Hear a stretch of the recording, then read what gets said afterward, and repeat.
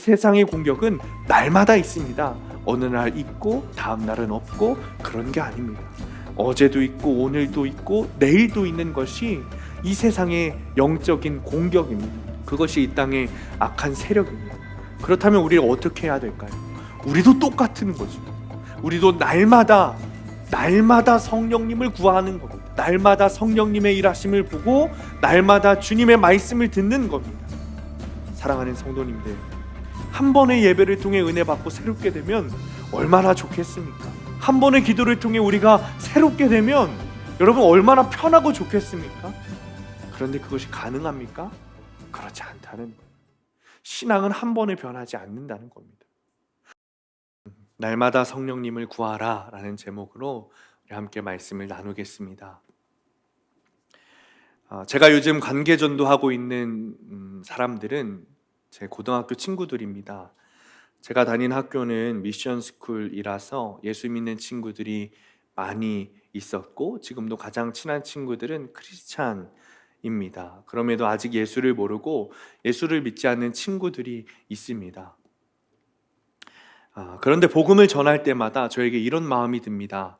그때 할 걸, 학교 다니면서 매일 만날 수 있을 때 좀 전도할 걸, 왜 그때는 못했을까라는 마음이 제 안에 있습니다. 당시 기회가 없었던 것은 아닙니다. 오히려 친구들이 예수님에 대해서 물어올 때도 있었습니다. 그러나 그때는 웃으며 복음을 전하는 것이 왜 그렇게 어려웠는지 피했던 것 같습니다. 왜 그랬을까요? 그 시절 제 안에는 기쁜 소식, 복음, 말씀, 성령 아무것도 없었기 때문에 그렇습니다. 근데 지금은 성령님이 제 안에 계시고 복음이 기쁜 소식이라는 것이 믿어지니까 이제는 그들이 싫어해도 전해야 된다는 것이 믿어집니다. 마치 조지 밀러 목사님이 친구들의 구원을 위해 52년 동안 끊임없이 기도하셨던 것처럼 아직 예수님을 모르는 저의 친구들에게도 복음을 전하고 기도해야 하는 것이 저의 사명이라고 믿어집니다. 지금은 은퇴하신 김동호 목사님께서 사람들이 습관적으로 힘들어서 못 살겠다라는 말을 하시는 것을 지적하신 적이 있습니다. 우리를 못 살게 하는 것이 정말 힘든 일이냐라는 것이죠. 힘든 일이 없으면 여러분 우리가 잘 살게 되는 걸까요?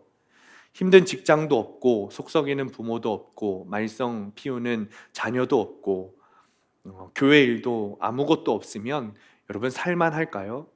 그렇지 않습니다. 아무리 힘든 일이 많아도 잘 사는 사람들이 분명히 있습니다. 그러나 이렇게 내 삶이 고되고 못 살겠는 이유는 힘든 일이 있어서가 아니라 나를 돕는 누군가가 없어서 그렇습니다. 판교에 우리들 교회 김양재 목사님 설교를 들어보면 고난, 힘들었던 일들, 본인의 그런 일들을 많이 고백하시고 우리에게 말씀하십니다. 그런데 그런 어려움을 많이 겪고도 말씀이 들리지 않으니 깨우쳐지지 않고 회개도 안 되었다는 겁니다. 그런데 한순간 말씀이 들려지니까 나의 환경과 처지는 동일하지만 내 삶은 완전히 바뀌었다는 간정을 들었습니다. 말씀을 통해 성령님이 삶에서 일하시는 겁니다. 그렇습니다. 우리를 완전하게 하시는 것, 우리를 자유하게 하시는 것은 말씀밖에 없습니다. 그리고 말씀으로 오신 보혜사 성령님을 통하여만 가능한 것입니다. 사랑하는 성도님들, 우리 성령님께서 지금 우리와 함께 하십니다. 성령님께서 지금 우리 교회와 함께 하십니다. 믿으시는 분만 아멘 하시기 바랍니다. 솔직히 저는 우리 교회에도 성령님이 오셔서 성령 충만한 순간들이 찾아올까라는 의심을 하던 시간들도 있었습니다. 그리고 그것을 놓고 기도했던 시간들이 있었습니다. 여러분들이 저에게 담임 목회를 부탁하셨던 때입니다. 이런 의심을 했었던 이유는, 이런 기도를 했었던 이유는 사실 자신이 없었기 때문에 그렇습니다. 내 힘으로 할 자신이 없고 내 능력으로 교회를 회복시킬 자신이 없는데 과연 할 수 있을까라는 마음이 제 안에 있었기 때문에 그렇습니다. 그래서 주님께 구하기를 정말 우리 교회에 다시 성령님께서 오시는 순간이 있겠습니까? 성령으로 다시 부흥하여 회복하는 시간들이 있겠습니까? 라는 물음과 함께 주님, 제발 반드시 성령님께서 우리와 함께 하셔서 회복하시고 부흥시켜 주옵소서 라는 간구의 기도를 하기 시작했습니다. 그러던 가운데 저에게 확신을 주는 사건이 있었습니다. 어느 주일날 한 권사님이 이렇게 기도하시는 겁니다. 그동안 내가 남의 죄를 정죄하고 판단했던 것들을 용서하여 주옵소서 라는 기도를 울면서 하시는 겁니다. 사실 그동안 대표기도 하시면서 이런 기도는 참 많이 하셨었습니다. 그런데 그동안은 이런 거였습니다. 남을 정죄하고 판단하는 죄를 그치게 하옵소서. 여러분, 뭐가 다른가 싶습니까? 아닙니다. 많이 다릅니다. 그동안은 정죄하고 판단하지 말자라는 기도를 하면서 또다시 남들을 정죄하고 판단하는 기도를 했습니다. 내 죄가 아니라 남의 죄가 보였던 겁니다. 그런데 그날 그 권사님께서 울면서 하시던 기도는 달랐습니다. 남을 판단하고 정죄했던 내 죄를 용서하여 주옵소서. 그렇습니다. 남의 죄가 아니라 내 죄를 보고 내 죄를 용서해 달라는 기도였습니다. 그리고 이 기도가 저에게 주님께서 주시는 사인이라고 믿어졌습니다. 아, 주님이 일하시겠구나. 우리 성령님께서 우리 교회에 다시 찾아오셔서 이 고백을 통해 일하시고 회복하시고 부흥하게 하시겠구나 라는 확신을 주는 사인이었습니다. 사랑하는 성도님들, 그로부터 2년이 지났습니다. 성령님께서 우리와 함께 하시는 것이 저는 믿어지는데 여러분들도 믿어지십니까? 주님께서 우리와 함께 하십니다. 주님께서 우리와 동행하고 계십니다. 물론 아직 멀었습니다. 그러나 한 명 한 명 변화되고 있고 한 명 한 명 새로워지는 모습들이 저와 여러분들 가운데 보이고 있습니다. 그런 모습들로 주님께서 일하고 계심을 우리에게 보여주고 계십니다. 주님께서 우리를 회복시켜 주셨고 이제는 성령께서 충만함으로 우리 교회에 역사하실 줄 믿습니다.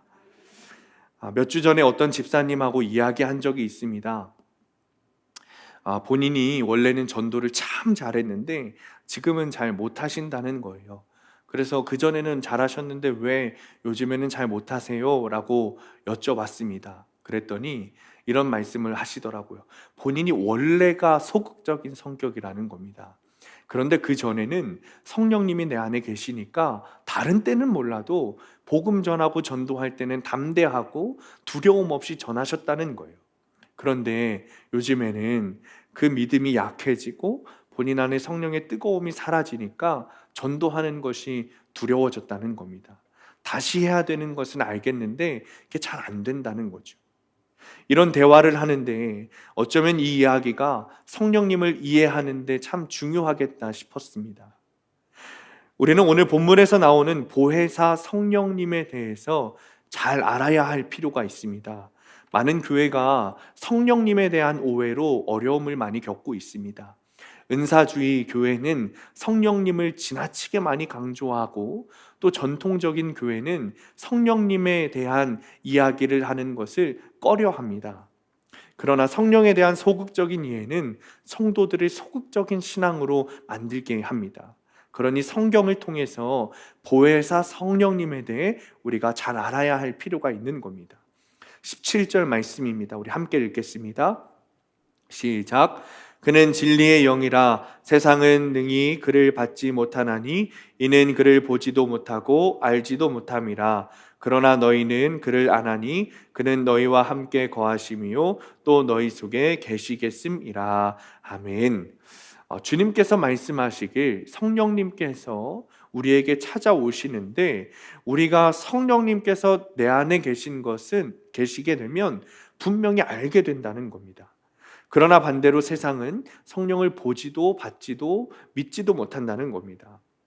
만약 우리 안에 성령님이 계시면 우리는 그것을 알 수밖에 없습니다. 그리고 내 안에 성령님이 계신지 확실하지 않다고 여겨진다면 그것은 성령이 내 안에 없다는 증거가 됩니다. 오늘 말씀에서 예수님께서 성령에 대해 이야기하신 이유는 제자들의 두려움 때문이었습니다. 예수님은 이 유언 설교를 통해서 본인이 제자들을 떠나실 것을 공언하셨습니다. 그러자 제자들이 충격을 먹은 거죠. 그도 그럴 것이 모든 것을 버려두고 3년을 예수님을 떠났습니다. 3년이란 시간을 생업을 떠났다는 것은 이제는 다시 그 길로 못 돌아간다는 겁니다. 다 모든 것을 버리고 예수님에게 목숨 걸었다는 뜻일 겁니다. 그런데 이제 와서 예수님께서 떠나신다는 것은 말도 안 되는 일이죠. 심지어 예수님은 자기가 가는 곳에 제자들은 따라올 수 없다라고 말씀까지 하셨습니다. 말 그대로 폭탄 선언이죠. 그러니 당연히 제자들이 당황하는 것을 넘어서서 두려워하기 시작하는 겁니다. 그러자 주님께서 하신 말씀이 16절 말씀이에요. 내가 아버지께 구하겠으니 그가 또 다른 보혜사를 너희에게 주사 영원토록 너희와 함께 있게 하리니. 나는 승천하여서 이 땅을 떠내지만 또 다른 보혜사를 주시겠다 말씀하시는 거예요. 그리고 그분이 성령님이시라는 거죠. 그리고 놀라운 것은 영원토록 우리와 함께 하시겠다 말씀하시는 겁니다. 그리고 나서 하신 말씀이 17절 말씀인데 다시 말씀드리면 예수님께서 승천하시고 이 땅에 제자들에게 성령을 보내시겠다 말씀하시는 거예요. 그리고 더 중요한 것은 성령님께서 내 안에 오신 것은 반드시 내가 안다는 겁니다. 그 말씀은 반대로 성령님이 내 안에 없는 것도 내가 반드시 알게 된다는 거죠. 제자들에게 성령이 오신다는 말씀은 두려워하는 제자들에게 위로가 되는 말씀이기도 하지만 경고의 말씀이기도 했습니다. 제자들에게는 반드시 성령이 필요하다는 말씀이고 성령이 없으면 제자라고 할 수 없다는 겁니다. 다시 말해서 성령님이 내 안에 없으면 참된 그리스도인이 아니다라고 주님께서 말씀하시는 거죠. 사실 주님께서 이런 말씀을 하신 이유가 있습니다. 제자들의 모습 때문이에요. 이 말씀은 가룟 유다가 최후 만찬 때 주님께서 포도주에 젖은 빵을 가룟 유다에게 주시고 유다가 나간 후에 제자들에게 하신 말씀입니다. 근데 이 말씀은 예수님의 일방적인 가르침이 아니라 예수님과 제자들과 대화로 이루어진 설교입니다. 근데 주님이 보시기에 이 제자들의 대답이 영 시원치가 않은 겁니다. 상황은 이렇습니다. 유다가 나가자 예수님께서 제자들에게 이렇게 말씀하시는 거예요. 너희는 내가 가는 곳에 갈 수 없다. 그러자 베드로가 주님 어디로 가신다는 말입니까? 그러자 예수님께서 이렇게 말씀하셨어요. 네가 지금은 따라올 수 없지만 후에는 따라오게 될 거야. 그러자 베드로가 다시 이렇게 이야기하죠. 내가 지금 어찌하여 따라갈 수 없습니까? 주님, 내가 주님을 위하여 내 목숨까지 버리겠습니다. 그러자 예수님이 뭐라고 말씀하시죠? 목숨? 너는 나를 3번 부인할 거야. 이렇게 말씀하시는 거예요. 분명 베드로는 예수님의 수제자였습니다. 그러나 그 안에 성령님께서 계시지 않으니 그의 앞날도 모르고 그의 어떻게 될 바를 모르는 거죠. 참된 그리스도인이 되지 못하는 겁니다. 뒤에 물은 도마 역시 마찬가지입니다. 예수님께서 내가 어디로 가든지 그 길을 너희가 알 것이다 이렇게 말씀하셨어요. 분명히 주님께서 내가 어디로 가는지 너희가 알게 될 거야 라고 말씀을 하셨습니다. 그런데 도마가 어떻게 말합니까? 주님, 주께서 어디로 가시는지 저희는 알 수가 없습니다. 주님이 분명히 너희는 알 것이다 말했는데 도마가 바로 저는 알지 못합니다 이렇게 말하는 거죠. 왜 그랬을까요? 그 안에, 도마 안에 성령님이 없기 때문에 그래요. 그러자 우리 주님께서 아주 유명한 말씀을 하시죠. 내가 곧 길이요 진리요 생명이니 나로 말미암지 않고는 아버지께로 올 자가 없다. 그리고 마지막 하이라이트가 오늘 본문 빌립의 질문이에요. 8절입니다. 우리 함께 읽습니다. 8절 시작. 빌립이 이르되 주여 아버지를 우리에게 보여주옵소서 그리하면 족하겠나이다. 아멘. 빌립이 이렇게 물어보는 거예요. 주님 떠나신다고요? 어떡하죠? 그러면 하나님 아버지를 제 눈에 좀 보여주십시오. 그러자 예수님께서 책망하시면서 이렇게 말씀하세요.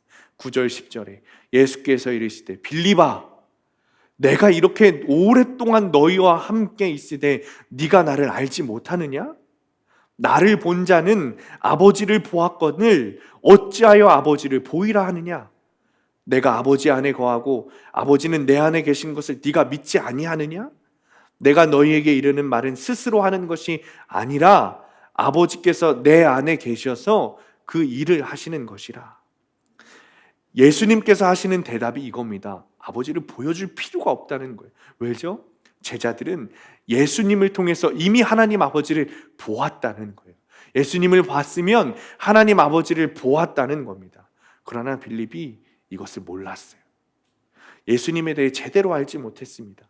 예수님을 보면서도 하나님 아버지를 보지 못했다는 것은 예수님을 제대로 알지 못했다는 겁니다. 빌립은 3년 동안 예수님과 동거동락했던 제자입니다. 그럼에도 불구하고 예수님을 제대로 이해하지 못했어요. 그 안에 성령이 계시지 않았던 거죠. 우리도 그럴 수 있다는 겁니다. 교회 생활을 아무리 오래 해도 예수님을 많이 아는 것이 아닙니다. 우리가 봉사 열심히 하고 기도를 멋들어지게 하고 선행을 열심히 한다고 해서 예수님을 아는 것이 아닙니다.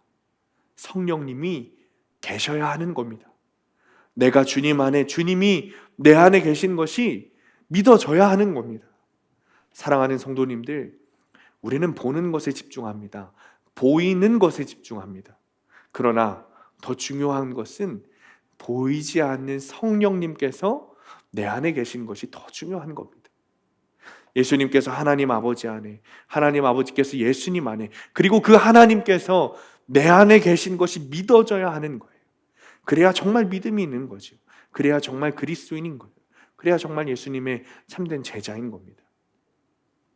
우리는 우리 안에 성령님이 계시지 않아도 그리스도인인 척 할 수 있습니다. 겉으로만 그리스도인인 척 할 수 있습니다. 성령 없어도 봉사 잘할 수 있습니다. 성령 없어도 헌신할 수 있습니다. 성령 없어도 여러분 선행할 수 있습니다. 성령이 없어도 11조 헌금 잘할 수 있습니다. 그것으로 기쁨을 얻을 수도 있습니다. 그러나 성령이 없으면 참된 그리스도인은 될 수 없습니다. 내 안에 성령이 계신지 아닌지는 내가 잘 알고 있습니다. 주님께서 분명히 말씀하셨습니다. 그러나 너희는 그를 아나니 너희가 너희 안에 함께 계심이라. 우리가 계속 말씀 보자고 하고 큐티하자고 하지만 여러분 아무리 말씀 보고 큐티해도 내 안에 성령님 없으면 속빈 강정과 똑같습니다. 말씀과 큐티를 통해 내 안에 성령님께서 임재하시도록 하는 것이지, 말씀과 큐티로 내 의만 쌓이고 쌓여 충만해지면 묵상도 큐티도 여러분 다 소용없는 겁니다. 내가 말씀 보는 이유, 큐티하는 이유도 분명하게 알고 해야 하는 겁니다. 말씀으로 내 삶을 해석해야 한다는 것은 성령님께서 내 안에 찾아오셔서 말씀으로 내 삶을 인도하시기를 구하는 거예요. 그렇지 않으면 큐티하는 이유가 없는 겁니다. 전반부에 말씀드린 우리들 교회는 큐티로 굉장히 유명한 교회입니다. 큐티로 유명한 목사님도 계십니다. 그곳에서 사역하는 후배 전도사님이 한 명 있습니다. 그 전도사님이 박사과정을 어떻게 밟아야 되냐고 물어보길래 좀 이야기를 하다가 큐티와 우리들 교회, 그리고 우리들 교회 목사님이신 김양재 목사님에 대한 이야기를 좀 나누게 되었습니다. 그 전도사님은 큐티를 정말 열심히 하는 분입니다. 그러니까 우리들 교회 사역자니까 아마 당연할 겁니다. 죽어라고 정말 목숨 걸고 큐티한다고 하더라고요. 그런데 뭔가 좀 잘못됐다는 것이 느껴졌습니다. 전도사님 입에서는 말씀으로 충분하다라는 말이 나오는데 정말 말씀으로 충분한 것처럼 보이지는 않았습니다. 성령님을 모시는 것이 아니라 대단히 유명한 목사님을 모시는 것처럼 제 눈에 보였습니다. 그래서 제 안에 계신 성령님께서 그 전도사님에게 한마디 이야기하게 했습니다. 전도사님은 우리들 교회에서 나오는 것이 가장 큰 적용이 될 것 같습니다. 사실 이런 이야기를 할 수 있었던 것은 저도 같은 마음으로 사역했던 적이 있기 때문에 그렇습니다. 저는 우리 교회에 오기 전에 3개의 교회를 섬겼습니다. 근데 앞에 두 개 교회는 아주 유명한 교회입니다. 제가 대학원 2년 동안 섬겼던 교회는 우리나라 최초의 감리교회입니다. 그리고 수련목 과정에서 섬겼던 교회는 감리교회에서 가장 큰 교회 중 하나일 뿐만 아니라 우리나라에서 가장 큰 존경을 받는 목사님께서 심우하시는 교회입니다. 말 그대로 많은 전도사들, 목사들이 부교역자로 많이들 가고 싶어하는 그런 교회에서 제가 사역을 했습니다. 그러니 제 안에 얼마나 자아가 충만하고 교만이 충만했는지 여러분 아십니까? 뿐만 아니라 당시에 제가 담당한 사역들이 얼마나 잘 됐던지 교회와 사람들에게 인정을 받으면서 사역을 했습니다.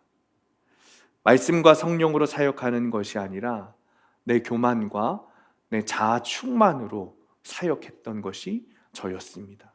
이름뿐인 그리스도인이 저였습니다. 그러던 어느 날 제 안에 성령님이 없다는 것이 깨달아지고 이대로 사역하면 안 되겠다라는 마음이 제 안에 들었어요. 그래서 그 당시 담임 목사님과 면담을 했습니다. 이대로 사역하는 것이 목사님 어렵습니다. 제가 사역을 멈추는 것이 좋겠습니다. 그런데 저는 이 말씀을 드리면 사실 담임 목사님께서 이렇게 말씀하실 줄 알았습니다. 아니다. 그런 마음이 있다는 것 자체가 아주 대단한 거다. 같이 기도해보고 같이 사역하자. 그렇게 말씀하실 줄 알았습니다. 왜냐하면 제 마음에 그런 마음이 있었기 때문에 그래요. 이런 생각을 말씀드리면 저를 더 인정해 주실 줄 알았습니다. 제 마음에 성령이라고는 쌀 한 톨도 없었던 거죠. 그러니 성령께서 내 안에 없다는 것을 깨닫고도 그것을 나의 의로움으로 포장하려고 했던 사람이 저라는 사람입니다. 그런데 당시 담임 목사님은 정말 예수님과 동행하셨던 사람입니다. 그분이 이렇게 말씀하시는 거예요. 정말 그것이 성령님의 뜻이라면 전도사님 사역을 멈추고 기도하는 시간을 가지세요. 저는 교회에서 잘린 게 아니라 성령님한테 잘린 겁니다. 제 안에 성령님이 전혀 없으니 사역을 열심히 하고 아무리 큰 성과를 내도 사람들에게 인정을 받아도 주님 보시기에는 그리스도인이 아닌 겁니다. 주님께서 이 사건을 통해 저를 만나기를 원하셨던 것 같고 성령님과 동행하는 것이 실제가 되기를 원하셨던 것 같습니다. 사랑하는 성도님들, 여러분은 어떻습니까? 정말 여러분 안에 성령님이 계십니까? 성령님께서 여러분 안에 계신 것이 믿어지십니까? 우리 주님은 분명히 말씀하셨습니다. 성령님께서 내 안에 오시면 내가 분명히 안다. 내가 겉으로는 그리스도인의 모습을 하고 있어도 나는 압니다. 나 스스로는 내 안에 정말 예수께서 계신지 성령께서 계신지는 나는 스스로 압니다. 사랑하는 성도님들, 성령님을 구하시기 바랍니다. 성령님과 함께 하시기 바랍니다. 예수님은 성령님에 대해서 오늘 명확하게 우리에게 가르치고 계십니다. 성령님께서 우리 안에 오셨기 때문에 우리가 예수님을 육안으로 보지 않고도 믿을 수 있다는 것이죠. 사실 굉장히 놀라운 일입니다. 예수님 당시에는 예수님을 보고도 예수님을 안 믿는 사람이 수두룩했습니다. 그러나 우리는 예수님을 보지 않고도 믿을 수 있습니다. 어떻게 가능하죠? 성령님께서 우리 안에 오셔서 하시는 일입니다. 성령님께서 우리 안에 오셔서 예수님을 깨닫게 하시고 믿게 하시고 예수님을 영접하게 하시는 겁니다. 프랑스 화가 에밀 라누가 그린 돕는 손이라는 그림이 있습니다. 이 그림을 보면 바다 위에 두 사람이 겨우 탈 수 있는 정도의 배가 있죠. 그리고 소녀와 할아버지가 노를 젓고 있습니다. 그리고 할아버지는 그런 소녀를 바라보면서 아주 흐뭇하게 웃으며 쳐다보고 있습니다. 이 소녀는 아마도 자기가 힘을 주어서 노를 젓는다고 생각하고 있을 거예요. 그래서 배가 나아가고 있다고 생각하고 있을 겁니다. 그런데 사실 이 노는 소녀가 젓는 것이 아니라 할아버지가 젓는 것이죠. 할아버지가 노를 저어서 이 배가 나아가고 있는 겁니다. 우리는 이 사실을 깨달아야 합니다. 우리가 다 한 것이라고 생각하지만 그렇지 않습니다. 우리가 예수님을 보지 못하지만 예수님을 믿는 것은 성령님 때문입니다.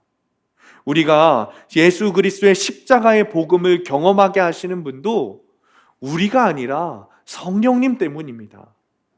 예수님의 이름으로 기사와 표적을 행하시는 분도 성령님 때문입니다. 그래서 성경은 성령님이 우리 안에 오신 것을 분명하게 믿어야 한다고 말하고 있는 겁니다. 그런 성령님을 우리가 구하기만 하면 주신다 말씀하고 있습니다. 13절 말씀입니다. 우리 13절 함께 읽습니다. 시작. 너희가 내 이름으로 무엇을 구하든지 내가 행하리니 이는 아버지로 하여금 아들로 말미암아 영광을 받으시게 하려 함이라. 아멘. 이 말씀은 우리가 아무거나 다 구해도 들어주신다는 말씀이 아닙니다. 앞뒤 말씀을 보면 분명히 깨달을 수 있습니다. 성령님을 구하면 성령님을 주시겠다는 말씀입니다. 예수님께서는 이 세상에 오신 다음에 승천하여 떠나셨지만 우리 성령님께서는 이 땅에 오셔서 떠나지 않으십니다. 영원토록 우리와 함께 하십니다. 우리와 함께 하시고 우리 속에 거하십니다. 제가 코로나로 주일 예배를 섬기지 못했을 때 우리 강사 목사님이 오셔서 말씀을 전해 주셨습니다. 그때 제가 집에서 얼마나 우리 예배를 위해 기도했는지 모릅니다. 그 기도하면서 성령님께서 제 안에 임재하시는 것을 경험하게 되었습니다. 제가 이 이야기를 했더니 어떤 권사님께서 이런 농담을 하시는 거예요. 목사님한테 성령님이 가셨다고요? 성령님은 우리 예배 가운데 있으셨던데요? 여러분, 이것은 성령님 때문에 가능한 겁니다. 집에 있는 저에게뿐만이 아니라 교회에서 예배하는 모든 심령들 가운데 성령님이 임재하신 겁니다. 예수님께서 육신으로 오셨다면 불가능한 일이죠. 여러분 상상해 보세요. 예수님께서 육신으로 살아계셨다면 우리는 예수님을 보기 위해서 많은 시간과 노력을 들여야 됐을 겁니다. 아마도 태어나서 한 번도 보지 못하고 돌아가시는 분들도 계셨을 거예요. 그러나 영으로 오신 성령님께서는 매일매일 매 시간 우리가 어느 공간에 있든지 우리와 함께 하시는 줄 믿으시기 바랍니다. 그렇다면 정말 성령님께서 우리 안에 함께 계신 것을 믿으십니까? 성령님을 무시한 채 빌립처럼 하나님을 보여달라고 요구하고 계신 것은 아니시죠? 안타깝게도 신앙생활을 오래한 성도들마저 하나님을 직접 보기를 원합니다. 성령님을 알지 못한다는 증거입니다. 우리는 성령님의 도움 없이도 신앙생활 하는데 별 지장을 느끼지를 못합니다. 성령님 없이 그냥 그렇게 교회 다니고 신앙생활 하는 거예요. 그래서 교회가 생명력을 잃어가고 있습니다. 교회를 오래 다녀도 성령님에 대해서 알지 못합니다. 교회를 오래 다녀도 성령님을 모르는 성도들이 오히려 늘어만 가고 있습니다. 예수님에 대해 알더라도 예수님을 통해 오시는 성령 하나님이 누구신지는 잘 모릅니다. 많은 그리스도인들이 이렇게 된 것은 성령님의 일시적인 체험을 원하기 때문에 그렇습니다. 부흥회나 한 번의 기도를 통해 성령이 나에게 계속 유지되고 괜찮을 것이라고 생각하기 때문에 그렇습니다. 그러나 그렇지 않습니다. 베드로후서 2장 7절 8절입니다. 무법한 자들의 음란한 행실로 말미암아 고통당하는 의로운 롯을 건지셨으니 이는 이 의인이 그들 중에 거하여 날마다 저 불법한 행실을 보고 들으므로 그 의로운 심령이 상함이라. 말씀을 보면 의로운 롯이 고통당하고 말하고 있습니다. 롯이 왜 고통을 당합니까? 불법을 저질렀습니까? 잘못한 일이 있습니까? 어떤 죄악을 저질렀습니까? 그렇지 않습니다. 그냥 불법한 행실을 말미암아 고통을 당했다는 거예요. 우리 그리스도인들이 매일매일 살아가는 세상이 이렇다는 겁니다. 그것으로 인해 고통당한다는 겁니다. 이에 대해 더 자세한 것이 8절인데 이렇게 말합니다. 날마다 저 불법한 행실을 보고 들음으로, 다른 것 하지 않습니다. 이 세상에 있는 불법한 행실을 보고 들었을 뿐인데 롯이 고통을 당한다는 거예요. 그들과 어울려 있던 게 아닙니다. 그냥 그저 보고 들었을 뿐인데 롯이라는 그런 의로운 심령이 상하는 겁니다. 그렇다면 어떻게 해야 우리의 심령이 상하지 않을 수 있겠습니까? 보고 듣는 것을 바꾸어야죠. 불법한 심령을 보고 듣는 것이 아니라 성령님의 일하심을 보고 주의 말씀을 들어야 하는 겁니다. 그런데 이때 우리가 주목해야 할 단어가 있습니다. 8절에 보면 날마다라는 단어예요. 이 세상의 공격은 날마다 있습니다. 어느 날 있고 다음 날은 없고 그런 게 아닙니다. 어제도 있고 오늘도 있고 내일도 있는 것이 이 세상의 영적인 공격입니다. 그것이 이 땅의 악한 세력입니다. 그렇다면 우리는 어떻게 해야 될까요? 우리도 똑같은 거죠. 우리도 날마다 성령님을 구하는 겁니다. 날마다 성령님의 일하심을 보고 날마다 주님의 말씀을 듣는 겁니다. 사랑하는 성도님들, 한 번의 예배를 통해 은혜 받고 새롭게 되면 얼마나 좋겠습니까? 한 번의 기도를 통해 우리가 새롭게 되면 여러분 얼마나 편하고 좋겠습니까? 그런데 그것이 가능합니까? 그렇지 않다는 거예요.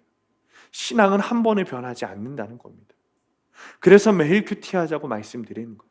매일 말씀 묵상하자고, 매일매일 기도하자고 여러분들에게 부탁을 드리는 겁니다. 매주마다 여러분들에게 이런 말씀을 드리니까 여러분들 마음이 어떠실지 모르겠습니다. 좀 부담스러우실까 싶기도 합니다. 사실 저도 놀랍습니다.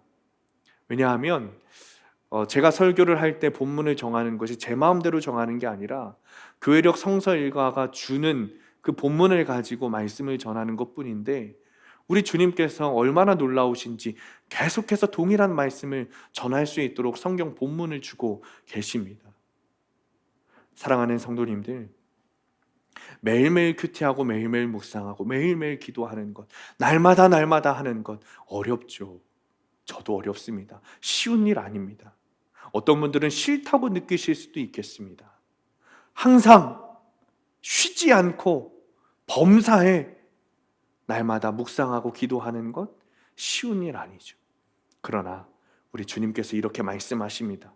15절 16절에 너희가 나를 사랑하면 나의 계명을 지키리라. 내가 아버지께 구하겠으니 그가 또 다른 보혜사를 너희에게 주사 영원토록 너희와 함께 있게 하리니. 아멘. 여러분, 날마다 말씀 보고 날마다 기도하면 성령님께서 우리와 함께 하신다 말씀하십니다. 성령을 주셔서 우리의 길을 인도하신다 말씀하고 계십니다. 저는 주일 저녁이면 제 아내에게 제 설교가 어떤지 물어봅니다. 그래서 피드백을 받기 위함도 있고 사실 제가 전하고 그 들은 말씀에 대해서 서로 이야기하면서 은혜를 좀 나누고 싶어서 그런 일을 합니다. 여러분들도 집에 가서 남편, 아내, 자녀들과 들은 말씀을 나누십니까? 나누시기 바랍니다. 들은 설교를 함께 나누시면 참 은혜가 있습니다. 여러분, 요즘 제가 가장 기쁠 때가 언제인지 아십니까? 누군가가 제 설교를 들었다거나 그리고 데일리 FM을 봤다라고 할 때 그렇게 기쁩니다. 가끔 저에게 직접 연락이 오기도 하고 우리 전도사님들 통해서 선후배들이 제 설교를 들었다거나 데일리 FM을 들었다고 하면 그렇게 기쁩니다. 굉장히 기쁩니다. 그 소리 듣고도 안 기쁜 목사는 아무도 없을 겁니다. 그런데 여러분, 이 성경은 누가 쓰신 겁니까? 성령님이 쓰신 겁니다. 하나님의 감동으로 된 것이 성경이라고 성경에 분명히 기록되어 있습니다. 그러니 여러분, 이 성경을 매일 묵상하고 매일 읽으면 누가 기뻐하시겠습니까? 우리 성령님이 기뻐하시지 않겠습니까?